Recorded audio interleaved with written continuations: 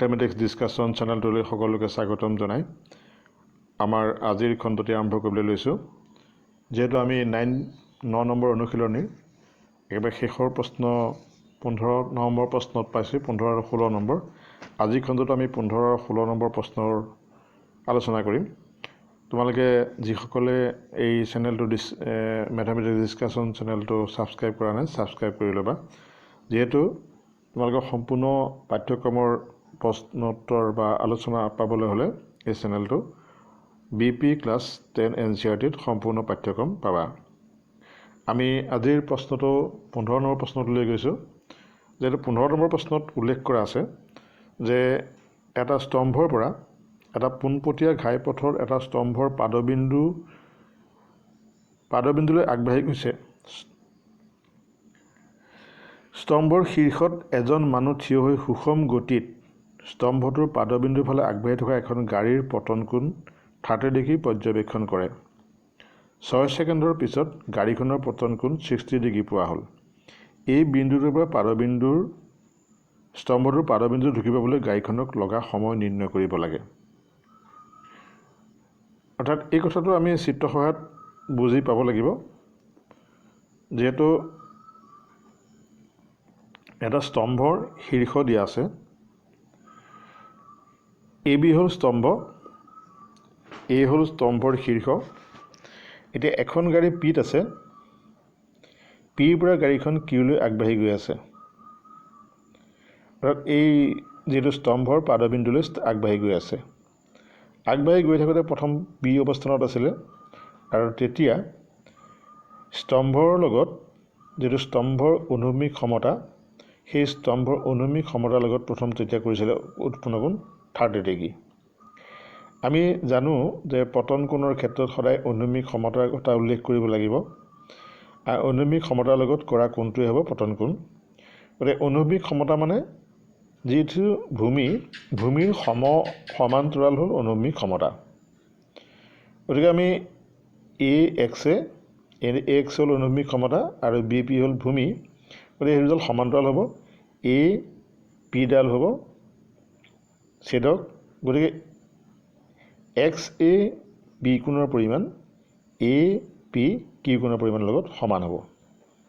প্ৰথম কথাটোত আমি তেনেকৈ বুজি পালোঁ তাৰ পিছতে আমি যদি চাওঁ পিছত যেতিয়া গাড়ীখন P অৱস্থানৰ পৰা Q অৱস্থান পালেগে 6 ছেকেণ্ডৰ ভিতৰত অৰ্থাৎ P অৱস্থানৰ পৰা Q অৱস্থান পাবলৈ সময় লাগিল 6 ছেকেণ্ড 6 ছেকেণ্ডত সেই কোণটো 30 ডিগ্ৰীৰ পৰা 60 ডিগ্ৰী হ'ল পতন কোণটোৰ পৰিমাণ এই কোণটোৰ পৰিমাণ অৰ্থাৎ XAQ কোণৰ পৰিমাণ হ'ব 60 ডিগ্ৰী সেই কোণটোৰ লগত আমি জানো যে AX সমান্তৰাল BP আৰু এবাৰ AQ ছেদক হ'লে এই কোণকেইটা হ'ব একান্ত কোণ গতিকে সেই কোণটোৰ পৰিমাণো আমি 60 ডিগ্ৰী পাম গতিকে আমি পতন কোণটোত আমি ইয়ালে এই তলৰ যেটো সমকোণী ত্ৰিভুজলৈ আমি প্ৰথম তাক সমান বুলি দেখুৱাব লাগিব এতিয়া এই সমকোণী ত্ৰিভুজটোত দুটা সমকোণী ত্ৰিভুজ আছে এটা হ'ল ABQ আৰু আনটো হ'ল ABP এই দুটা সমকোণী ত্ৰিভুজৰ ক্ষেত্ৰত আমি মানটো উলিয়াব লাগিব কিন্তু আমাক এইবাৰ মান উলিয়াব লাগে কি যে QPৰ পৰা আহিবলৈ লাগিলে 6 ছেকেণ্ড কিউৰ পৰা B লৈ আহিবলৈ তেওঁ সেই গাড়ীখনক কিমান সময় লাগিব সেইটো নিৰ্ণয় কৰিব লাগে ইয়াত দিছে যে 6 ছেকেণ্ডৰ পিছত গাড়ীখনৰ 60 ডিগ্ৰী পোৱা হ'ল এই স্তম্ভটোৰ পাদবিন্দু ঢুকি পাবলৈ গাড়ীখনক লগা সময় অৰ্থাৎ আমি এতিয়া স্তম্ভটোৰ যিটো পাদবিন্দু প্ৰথমতে আমি কিউৰ পৰা P লৈ আহিবলৈ 6 ছেকেণ্ড লাগিলে এতিয়া বিৰ পৰা কিউৰ পৰা B লৈ আহিবলৈ কিমান সময় লাগিব সেইটো আমি নিৰ্ণয় কৰিব লাগে গতিকে তাৰ বাবে আমি অকণমান লিখি ল'ব লাগিব ধৰো AB হ'ল নিৰীক্ষণ স্তম্ভ পথত থকা গাড়ী দুখন P লগত স্তম্ভৰ পতন কোণ হ'ল XAP কোণ আমি দেখুৱাইছোঁ XAP কোণ ইয়াতো তোমালোকক দেখুৱাইছে XAP কোণ মই চিন দিয়া এই কোণটো তাৰ কোণৰ মাজত 30 ডিগ্ৰী আৰু 6 ছেকেণ্ডৰ পিছত অৱস্থান Q অৱস্থানটো হ'ল কিউ হ'ল তেতিয়া সেই কোণটোৰ পৰিমাণ দিয়া আছে 60 ডিগ্ৰী অৰ্থাৎ এই গোটেই কোণটো আৰু সেই কোণটোৰ লগত এই কোণটো যেহেতু সমান অৰ্থাৎ এ কিউ বি কোণটো সমান সেইটো কথা আমি লিখিব লাগিব এটা কিউৰ পৰা আহি কিউৰ পৰা বিলৈ আহিবলৈ লগা সময় নিৰ্ণয় কৰিব লাগে যেটা আমি সেই একান্ত কোণকেইটা সমান বুলি আগতে কৈছোঁ গতিকে সেই একান্ত কোণটা আমি সমান কৰি লৈছোঁ তেতিয়া আমি সমকোণী ত্ৰিভুজটোৰ ক্ষেত্ৰত মান উলিয়াবলৈ সহজ হ'ব এতিয়া আমি দুটা সমকোণী ত্ৰিভুজৰ ক্ষেত্ৰত পালোঁ এটা প্ৰথমটো হ'ল এ বি কিউ ক্ষেত্ৰত আমি এ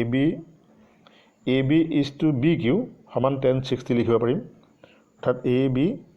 is to B Q is equal আমি লিখিব পাৰিম tan 60 আৰু ইটো লিখিব পাৰিম যে A B is to B P তাৰ মানটো আমি লিখিব পাৰিম tan 30 ডিগ্ৰী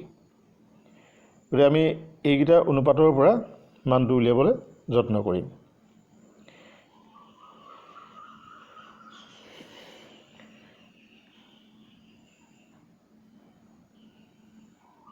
যে এ বি পি সমকোণী ত্ৰিভুজত A B is to B P আমি লিখিছোঁ tan 30 ডিগ্ৰী গতিকে A B is to B পিৰ মান আমি বি পি মান যদি উলিয়াওঁ বি পিৰ ওপৰলৈ লৈ যাওঁ এ বিৰ লগত √3 পূৰণ কৰিব লাগিব গতিকে এই বি পিৰ মান হ'ব √3 এ বি সেইটো হ'ল 1 নম্বৰ সমীকৰণ তেতিয়া এ বি কিউ ত্ৰিভুজত আগৰ দৰেই A B is to B Q সমান tan 60 ডিগ্ৰী যে তোমালোকে চিত্ৰটো চাব বিচাৰিলে A B is to B Q মান tan 60 ডিগ্ৰী গতিকে আমি সেইটোকে পাতিছোঁ A B is to B Q tan 60 ডিগ্ৰী বি কিউ মান হ'ব আগৰ গতে আমি সৰল কৰিছোঁ বি কিউ মানটো tan 60 টো তললৈ লৈ আহিছোঁ অৰ্থাৎ বি কিউ ওপৰলৈ গুচি গৈছে B Q equal A B আৰু tan 60 মান হ'ল √3 আৰু সেইটো আমি 2 নম্বৰ সমীকৰণ দিছোঁ আমি বি পি মান পালোঁ √3 এ বি আৰু বি কিউ মান পালোঁ এ বি বাই √3 যেহেতু পি কিউ সমান অৰ্থাৎ গোটেই ৰেখাডালৰ মান B P minus B Q P Q is equal B P minus B Q চিত্ৰটোত চালে গম পাবা পি বি এই গোটেই ৰেখাডালৰ নাম B Q plus P Q এই কথাটোকে লিখা হৈছে যে পি বি সমান P Q plus B Q তাৰ পৰা আমি পি কিউ মান যদি উলিয়াওঁ তেতিয়া এনেকুৱা ৰাশিটো আমি পাম এতিয়া বি পিৰ মান আমি বহাই দিলোঁ এ বি √3 আৰু বি কিউ মান আমি লিখি দিলোঁ এ বি বাই √3 যেহেতু দুইটাতে √3 আমি √3 লসাগু ল'লোঁ তেতিয়া ইয়াত যেহেতু 1 আছে 1 √3খন গ'লে √3 বাৰ যাব √3 ইয়াক পূৰণ কৰিলে এ বি ইনটু √3 হ'ব আৰু সিটোত যেহেতু অকল এ বি থাকিব এতিয়া সৰল কৰিলে আমি পাম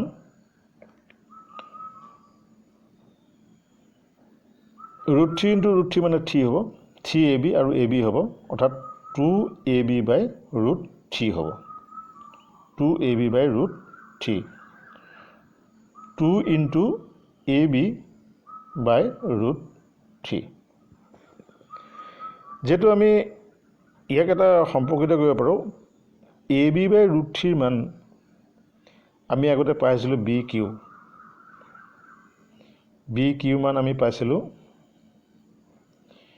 কিউ মান আমি পাইছিলোঁ যে এ বি বাই √3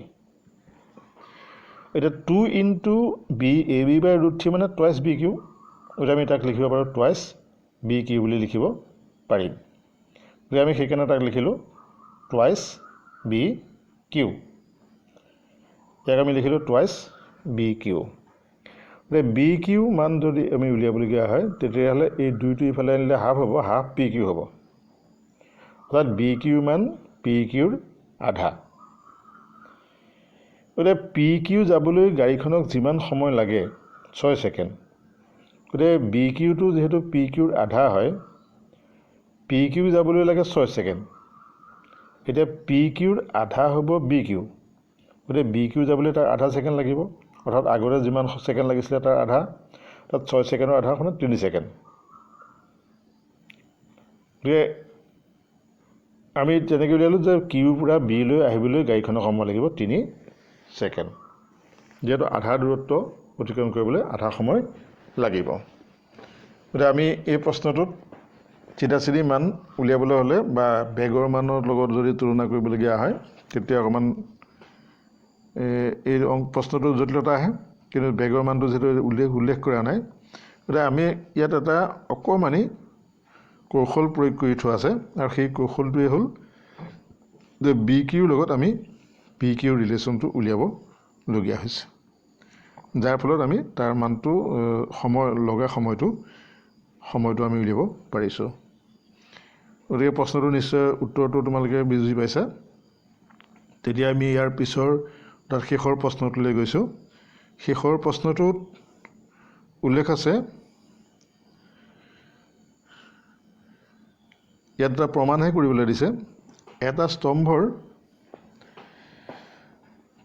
পাদবিন্দুৰ পৰা 4 মিটাৰ আৰু 9 মিটাৰ দূৰত্বত একে সৰল ৰেখাত থকা দুটা বিন্দুৰ পৰা স্তম্ভটোৰ শীৰ্ষৰ উত্থন কোণ দুটা পূৰক। অৰ্থাৎ এই পূৰক শব্দটোৰ অৰ্থ তোমালোকে নিশ্চয় বুজি পাইছা যে দুটা কোণৰ যোগফল হ'ল 90 ডিগ্ৰী। প্ৰমাণ কৰে যে স্তম্ভটোৰ উচ্চতা 6 মিটাৰ। আমি স্তম্ভটোৰ উচ্চতা 6 মিটাৰ বুলি দেখুৱাব লাগে। অৰ্থাৎ এই চিত্ৰটোত আমি যদি চাওঁ এ বি স্তম্ভটোৰ উচ্চতা 6 মিটাৰ বুলি আমি দেখুৱাব লাগে। ইয়াত পি আৰু কিউ দুটা বিন্দু, তাৰে এটা কোণ যদি থিতা হয় আনটো কোণ হ'ব 90 ডিগ্ৰী মাইনাছ থিতা, যিহেতু এই দুইটা কোণৰ যোগফল হ'ব 90 ডিগ্ৰী। অৰ্থাৎ এইটো যদি এক্স হয়, এইটো যদি ৱাই হয়, তেতিয়া এক্স প্লাছ ৱাই ইকুৱেল, এইটো যদি এক্স হয়, এইটো যদি ৱাই হয়, তেতিয়া x plus Y equal 90 degree. গতিকে দুইটা কোণৰ যোগফলহে 90 ডিগ্ৰী হয়, কিন্তু কোণবিলাকৰ মাপটো দিয়া নাই যে আমুকটো কোণৰ মাপে এইটো কোণৰ মাপ ইমান বুলি দিয়া নাই। গতিকে আমি দুটা কোণৰ যিটো সম্পৰ্ক দিছে, সেই সম্পৰ্কৰ পৰা এটা কোণ যদি থিতা ধৰোঁ আনটো কোণৰ মাপ আমি 90 ডিগ্ৰী মানে থিতা ধৰিব লাগিব। গতিকে আমি স্তম্ভটো ধৰি ল'লোঁ এ বি কিউ মান দিয়া আছে 4 মিটাৰ আৰু বি পিৰ মান আমি ধৰি লৈছোঁ 9 মিটাৰ, এইটো দিয়া আছে। এইটো আমি স্পষ্টকৈ তোমালোকৰ চিত্ৰত দেখুওৱা হৈছে। এটা হ'ল বি কিউৰ মাপ 4 মিটাৰ আৰু এই গোটেই বি পিৰ মানটো হ'ব 9 মিটাৰ। এতিয়া আমি কোণটোৰ মাপ ধৰি লৈছোঁ, এ বি কিউ মাপ আমি থিতা ধৰিছোঁ, তেতিয়া বাকী থকা কোণটো সেই কোণটো হ'ব 90 ডিগ্ৰী মাইনাছ থিতা, যিটো আমি উল্লেখ কৰিছোঁ। এতিয়া আমি সমকোণী ত্ৰিভুজকেইটা যদি লওঁ, এ বি পি ত্ৰিভুজত A B is to P বিৰ মান হ'ব tan থিতা, যিটো আমি পাইছোঁ আগত tan থিতাৰ মান A B is to P B হ'ব। গতিকে তাৰ পৰা আমি যিহেতু এ বিৰ মান নাজানো, পি বিৰ মান আমি জানো, পি বিৰ মান যিহেতু দি থোৱা আছে, গতিকে আমি পি মান বহাই দিছোঁ। পি বিৰ মান হ'ল 9, গতিকে A B by 9 is equal tan থিতা। অৰ্থাৎ এই অনুপাতটো আমি ইফালে লিখিছোঁ, এইটো অনুপাত ইফালে লিখিছোঁ, কথা একেটাই হ'ব। গতিকে এ বি tan থিতাৰ মান হ'ব এ বি বাই 9, সেইটো আমি 1 নম্বৰ সমীকৰণ দিছোঁ। একেলগে নিশ্চয় বুজি পাইছা যে A B is to P বিৰ মান হ'ব tan থিতা, যিহেতু পি বিৰ মান হৈছে 9, গতিকে এ বি ওপৰত থাকি গ'ল A B is to A B by 9 is equal tan theta. ইয়াৰ পিছতে আমি ইটো সমকোণী ত্ৰিভুজত যদি চাওঁ, সেইটো হ'ল এ বি কিউ সৰু ত্ৰিভুজটোত। তাত A B tan 90 degree minus থিতা, ইয়াত থিতাটো হ'ল 90 ডিগ্ৰী মাইনাছ থিতা। tan 90 ডিগ্ৰী মাইনাছ থিতা মানে হ'ব এ বি বাই বি কিউ। গতিকে আমি তাৰ মান বহাই দিছোঁ AB/BQ যেহেতু BQ মান দি থোৱা আছে BQ মান দি থোৱা আছে 4 আমি 4 বহাই দিছোঁ আৰু tan 90 ডিগ্ৰী মাইনাছ থিটা AB/4 হ'ল যেটো আমি পূৰক কোণৰ যেটো সূত্ৰত আমি পাইছিলোঁ tan 90 ডিগ্ৰী মাইনাছ থিটা মানে হ'ব cot থিটা গতিকে আমি tan 90 ডিগ্ৰী মাইনাছ থিটা মানে আমি cot থিটা পাতিলোঁ যে AB/4 হ'ব হেতু আমি 2 নম্বৰ সমীকৰণ দিলোঁ এতিয়া আমি 1 নম্বৰ আৰু 2 নম্বৰ যদি পূৰণ কৰোঁ